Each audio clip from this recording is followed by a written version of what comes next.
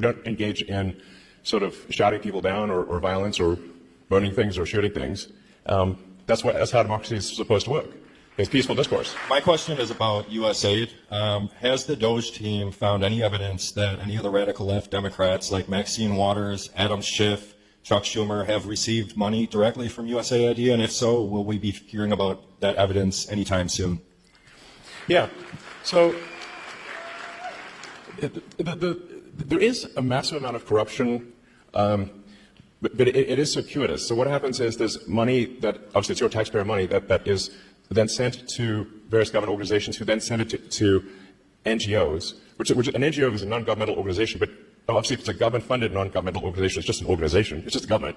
And effectively there's a giant fraud loophole, which is that the government can send money to an NGO that is then no longer governed by the laws of the United States.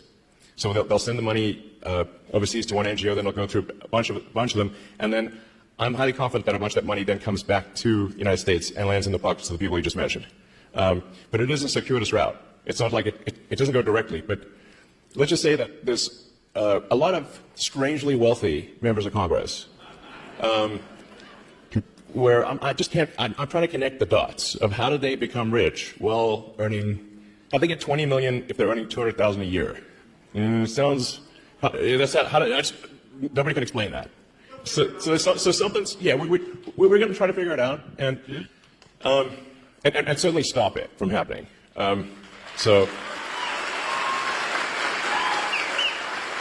Yeah.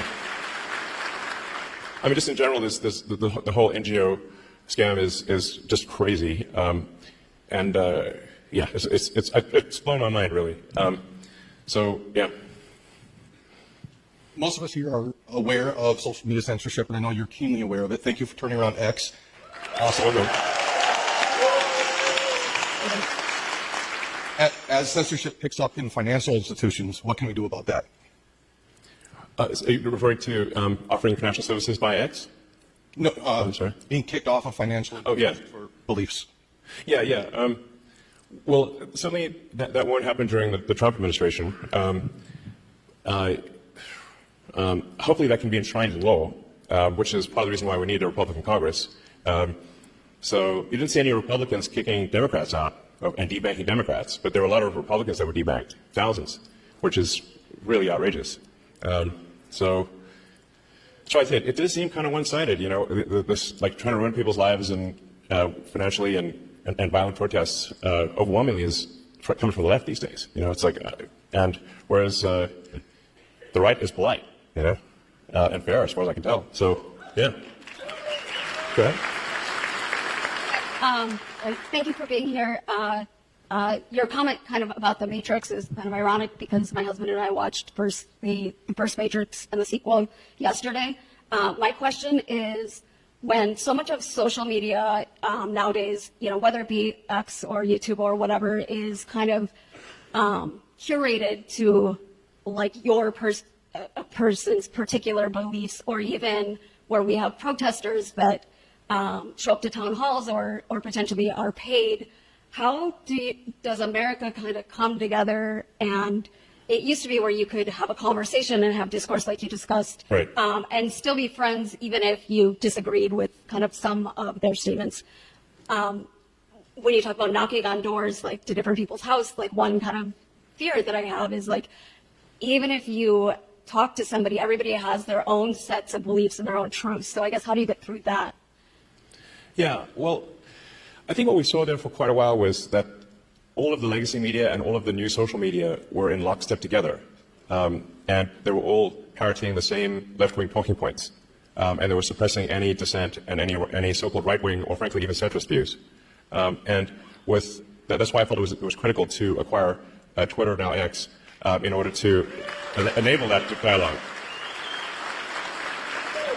So it's only a step in the right direction, and I think we've seen now, once X was willing to break ranks and not censor Republicans, then you saw others also start to move in that direction. You know, it looks like, for example, Facebook and Meta, you know, yeah, certainly Mark Zuckerberg has stated that they will be doing sort of community notes based on the community notes of the X platform, and as opposed to having sort of far left censorship bureau, the sort of, the woke Stasi essentially reviewing things.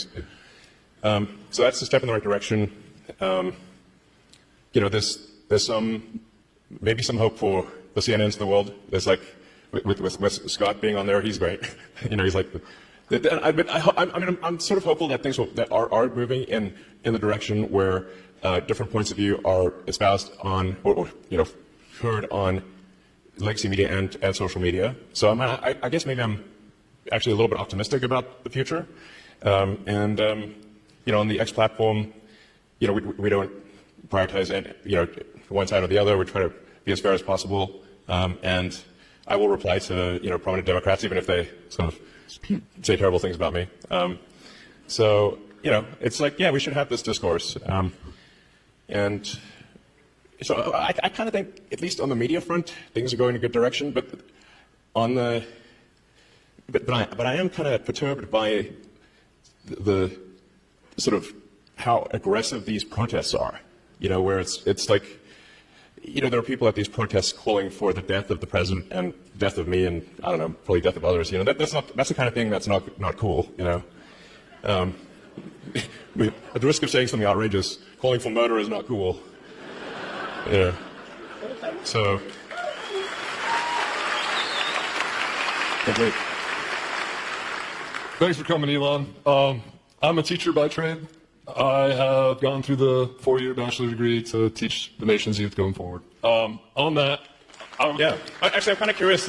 What was that like? Like, I got an English degree, man. At the end of the day, unless you want to hire me, that's about that's about it. Sure. So during teacher college, they give us a heat map, and it says these are the cost per head on each student. The southeast is generally the worst, but they're also generally the lowest spent per capita on each student. Beyond just that correlation of the one text I got in an education class, I wonder, with your investments in Khan Academy, with the advancement of AI educational tools, where specifically you can get feedback and these students can get feedback. Yeah, absolutely. Where do we see 100 years from now? With all 100 years from now? How about 50? I hope we last 100 years. I'd be like, jackpot. Yeah, exactly. Hopefully we were like on Mars, So that would be really cool. So I do think AI can be incredibly helpful in teaching, because you can essentially set up each kid with like a personalized AI, and that AI can then answer questions for each kid, and that actually can be very profound in learning, because obviously if you've got a classroom of say 25, 30 kids, you can't like spend. It's literally impossible to spend time with every kid individually, or at least you can spend a little bit of time, but not. Obviously, it's a 1 to 21 to 30 ratio. So, but what you can do is you can set them up with the AI, and then you can, if things get stuck or whatever, if you want to, you can essentially guide the orchestra in that way. And I think it could be a very powerful learning tool. I personally enjoyed my English classes in high school. Actually, they sometimes I wondered, why am I reading Charles Dickens? But there's some merit to reading Dickens and many of the. I actually think that we should have a great canon of English literature that kids do at least, some number of the significant works in the English language. I mean, it seems like very obvious to me, but And another thing with regard to teaching is that I think teaching is a very important profession. If you look at the expenditures, there's a very big rise in the number of administrators, but not a very big rise in the number of teachers. And so that's really the big factor, which is we should have more actual teachers. I believe in paying teachers well and having a lot of teachers, but we should say, why do we have so many administrators or non-teachers?